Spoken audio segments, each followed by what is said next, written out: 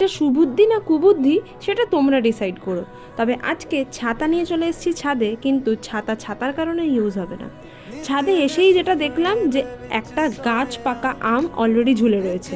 Obviously আমার নজর তো পড়ে গেছে, আজকে এটাকে পারতেই হবে। যেমন মাথায় বুদ্ধি এসেছিল সেভাবেই কাজ করা শুরু করে দিলাম। যাদের বাড়ির গাছ তাদের জন্য আর ওয়েট করতে পারিনি, কেননা জানি কাকু আসতে দেরি আছে। আর কাকু আসার জন্য যদি ওয়েট করতাম আমার গ্যারেন্টি ছিল যে এই আমটা পড়ে যেত, কারণ সেই দিনকে বিভৎস পরিমাণে হাওয়া দিচ্ছিল। তাই কাকুর কাজ একটু সুবিধার জন্য পটাপট 3টে আম পাড়তে শুরু করে দিলাম। আমার মনে হয় এতদিনে আমার চেনা পরিচিত লোকেরা খুব ভালোভাবে জেনে গেছে যে আমি আম খাই না, কিন্তু আম পাড়তে খুব ভালোবাসি, সেটা যত কষ্ট করেই হোক না কেন। এই যে এখানে আমার অবস্থাটা দেখো, তার সবথেকে বড় প্রমাণ হচ্ছে এই ভিডিওটা।